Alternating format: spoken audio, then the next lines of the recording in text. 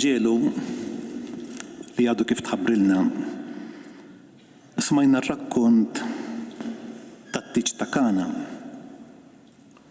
F'din il-ġrajja tat-tiġ ta' Kana, San Ġwan ma jirrakkontalniex biss xi ħaġa li ġrat bejn żewġ arajjes tant snin ilu, imma qed jagħtina wkoll dettalji dwar il-għada reliġjuża ta' Iżrael li kif nafu mill-Iskrittura Alla kien arrasa miegħu. Iżrael bil-ludej fil-femminejli. U għalhekk inħoss li nistgħu ngħidu li l-ġrajja ta' Kana fil-Galilea għandna wkoll analisi tagħna bħala Knisja f'Għawdex illum. Meta lil Ġesu u Marija tiġbidlu l-attenzjoni u tgħidlu m'għandhomx inbejt, mhux spiċċalhom l-inbejt, m'għandhomx inbejt. F'isem ġensa, Marija qiegħda tfisser lil Ġesu dak li kien il-poplu magħżul ta' Alla minkejja li kellu tradizzjoni reliġjuża antika ħafna, kien tilef il-gost ta' Alla. It-tempju kien iddilu deħ bil-gbejr. Spiritwalment kien qiegħed iħossu insodisfatt għall-aħħar. L-għerq ta' dan kollu kien ġej mill-fatt li ma' żmien il-ħajja spiritwali tagħhom soffriet bidla kbira. Ir-relazzjoni tal-Lowt ma' Alla ma baqgħetx relazzjoni ta' namur u erosija imsensla bl-imħabba, imma ġiet ridotta għall-osservazzjoni ta' ħafna regoli u liġijiet. Iżrael ma baqax l-għarusa li titaxxaq bil-ħlewwa u t-tjubija tal-għarus Alla. Minflok il-Lowt saru il-sira taħt il-madmat tal-liġej. U biex tkompli taqgħod, ir-rabbini kienu iħampqu li jimmerita huwa maħbub minn Alla biss min iħares il-liġej. U allura biex jgħinuh joqgħod għal-liġej, il-gwidi spiritwali tiegħu bdew iżidulu aktar regoli. U hekk bidlu il-kelma tal-Alla ma' kodiċi ta' normi. Aktar ma żdiedu ir-regolamenti, il-bniedem aktar ġie konxju mid-djufija tiegħu u kiber fih is-sens tal-ħtija. Għaldaqstant ħolqu riti tat-tisfija tal-purifikazzjoni bl-ilma. Imma il-ġarar imqiegħda għall-purifikazzjoni li jsemmi l-Vanġelu kienu vojta. Mhux biss għax ma kienx fihom ilma, imma wkoll fis-sens li ir-ritwali tal-purifikazzjoni ma kienux qegħdin jgħinu lill-poplu tal-Alla jikkonverti. Ma kienux jimlew il-qalb tal-bniedem bil-paċi u s-serenità. Kif diġà għedna ir-rakkont ta' Kana jaf ikun ir-rakkont tal-ġrajja tagħna illum. dwarna, qed ngħid għalina bħala poplu tal-Alla, hemm sinjali ċari li jindikaw li m'għandniex imbejt. Imbejt kellna, imma ġara li issa minħabba l-istess raġunijiet li semmejt aktar il fuq, l-imbejt spunta u sarilna ħall. Il-miraklu li seħħ f'Kana ma kienx l-ilma jinbidel f'imbejt, imma li permezz ta' dan is-sinjal Ġesu wera il-glorja tiegħu. Sa dak il-waqt li l-ġarar imtlew bl-imbejt, Ġesu kien hemm, kien fosthom, madwarhom. Imma kienet preżenza moħbija. Tant li l-mistednin ma ntebħux bih. Jgħid San Ġwan, ġie f'daru u niesu ma rfuhx. Imma hekk kif huwa der fil-glorja, id-dixxiepli emmnu fih. Eżis tiegħi, illum ukoll Ġesu qiegħed magħna fostna.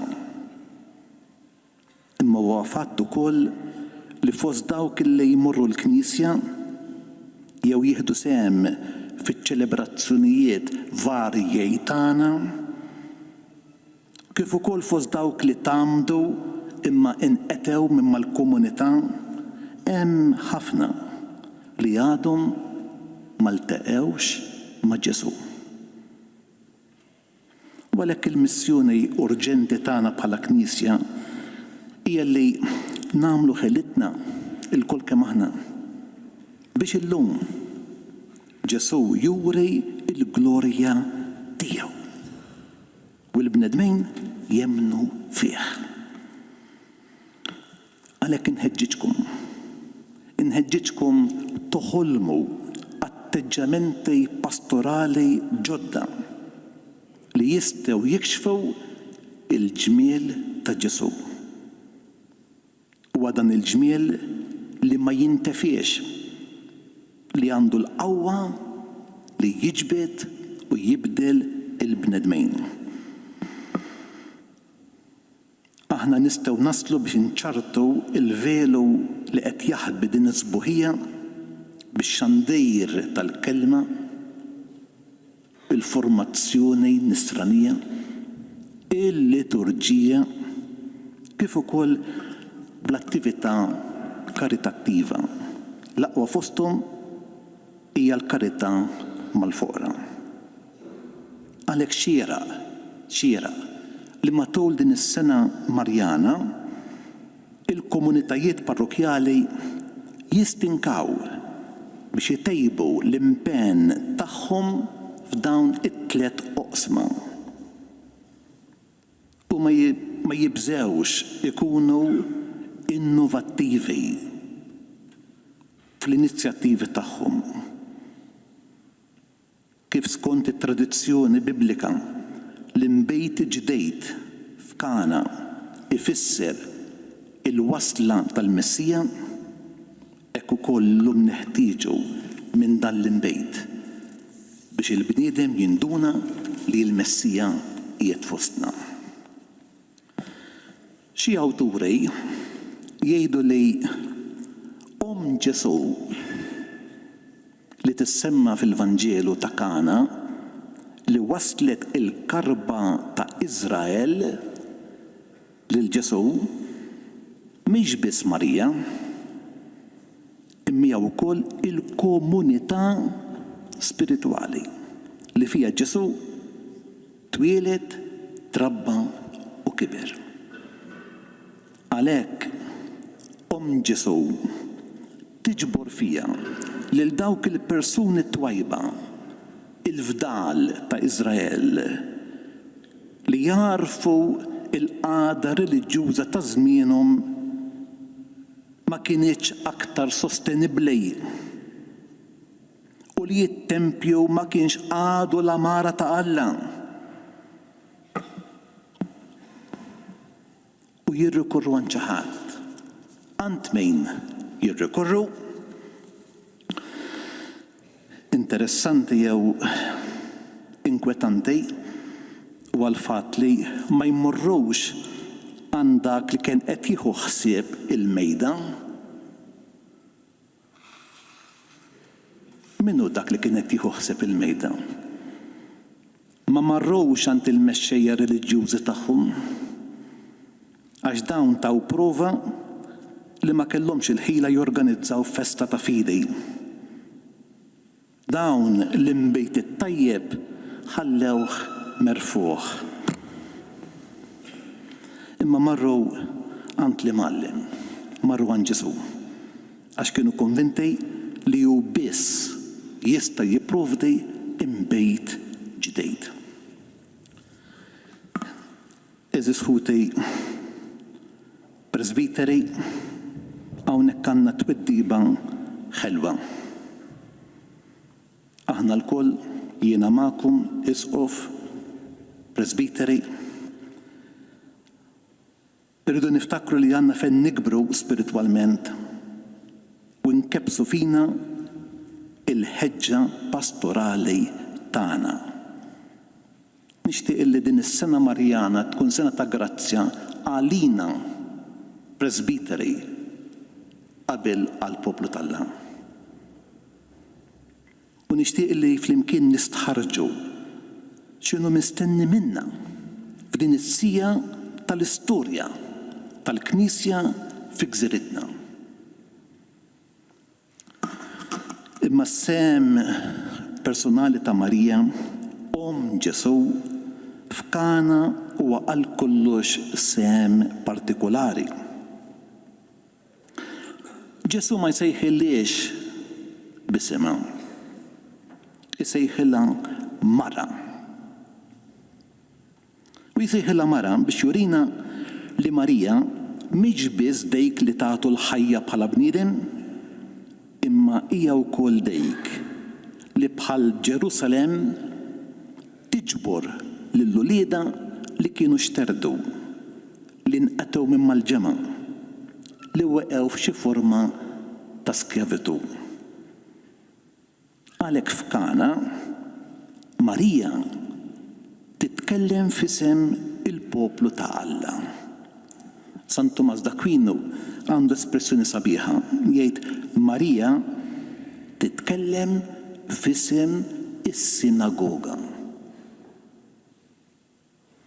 Fija Ġesu jilmaħ il-ġema ta' Iżrael li tirrikorri għandu f'mument ta' kriżi spiritwali, f'mument fejn l-imbejt it-twemmin falla kien tilef kull toma, anzi kien u baqa' biss il-qoxra.